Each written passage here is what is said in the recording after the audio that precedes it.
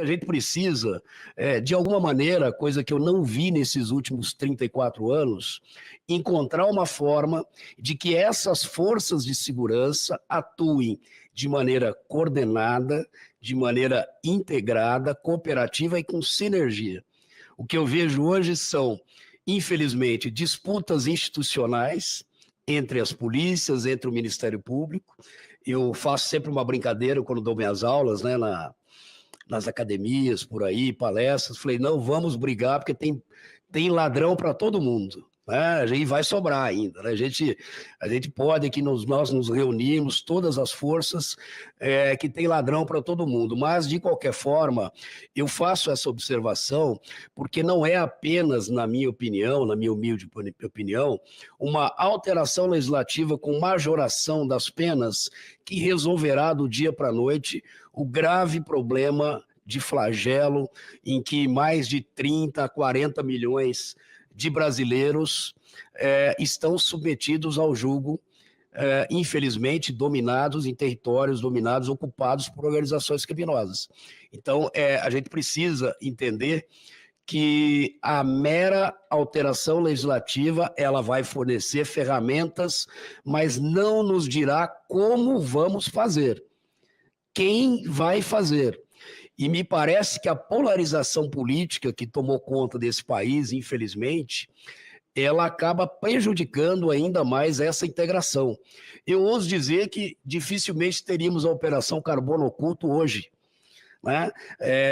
As forças federais teriam cooperação, e eu estou falando em nível de instituição, de chefia de instituição, com forças estaduais, se são governos opostos politicamente.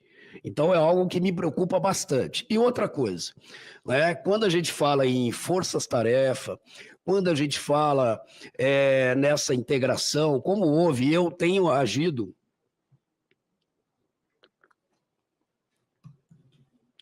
de maneira integrada durante esses 20 anos, até porque o Ministério Público não tem recursos materiais para fazer frente sozinho às investigações.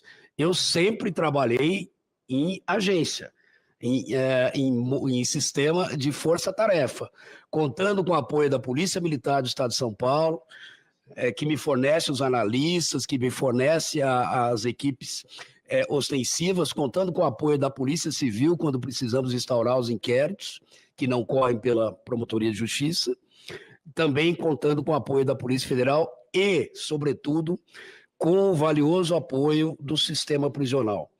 Eu faço essa observação que se não houver essa comunhão de esforços, a gente não consegue agir. E o que eu percebo... Bom dia, senador. Graças a Deus, tudo bem.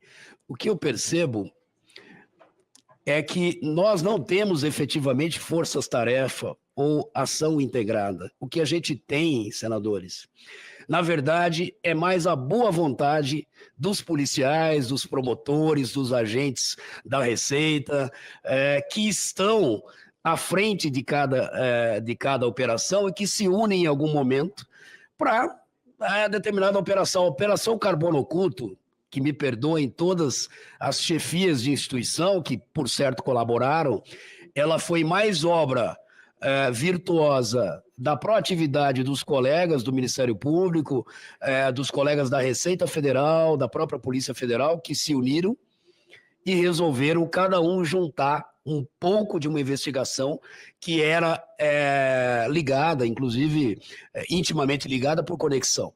Mas se não houvesse essa proatividade, nós não temos no Brasil nada e nenhuma legislação que nos determine, que nos obrigue, ou mesmo que nos estimule a agir de forma integrada e coordenada. Né? Então, eu acho que não é possível que se use a Operação Carbono Oculto como o exemplo, e ela é um bom exemplo, né, de operação no Brasil. Eu tenho tantas outras, pelo menos do Ministério Público de São Paulo, para elencar. Nós tivemos a Operação Fim de Linha, em que eu coordenei, que nós demonstramos a participação e a infiltração do PCC nas empresas de ônibus que prestam transporte coletivo urbano em São Paulo, disputando licitações, um serviço essencial, transportando mais de 25 milhões de passageiros por mês. Então, tudo isso agindo de maneira coordenada e cooperada, mas sempre contando com a boa vontade e com o esforço pessoal de cada um de nós. A última versão do projeto que foi relatado pelo deputado Derrite, foi encaminhado aqui para essa casa, prevê lá as forças-tarefas, eu vi com bastante satisfação, poderão ser criadas as forças-tarefas, o Ministério Público poderá participar das forças-tarefas, e aí dependerá, e um instrumento formal é um acordo ou um termo de cooperação. Vejam bem, se houver uma disputa política, se a direção da Polícia Federal, ou mesmo a Secretaria da Receita Federal, ou mesmo a Secretaria de Segurança de um estado opositor ao governo federal, vai assinar um termo de cooperação. Na verdade, estaremos engessando as forças-tarefas, porque hoje ela vamos dizer assim, depende da proatividade, da boa vontade dos integrantes, mas ela não está limitada por nada. É claro que é bom que tenha um termo de cooperação. Agora, um termo de cooperação que seja republicano, né, que não esteja ligado a interesses políticos. Então, me parece assim, se a gente pegar estados polarizados, dificilmente o governador ou o secretário vai autorizar a assinatura de um termo para a formação de determinada força-tarefa. E aí tem outro desafio, e quando a força-tarefa tiver que investigar autoridades estaduais, por exemplo? Nós teremos um problema, né, porque fica também condicionado à autorização da cúpula. Então, por isso que eu acho que nós precisaríamos evoluir, claro que isso, aí eu fui voto vencido, né? Num primeiro momento o Ministério da Justiça aceitou a criação da autoridade nacional, mas houve alguma pressão interna e eles recuaram, acho isso dentro do sistema democrático perfeito.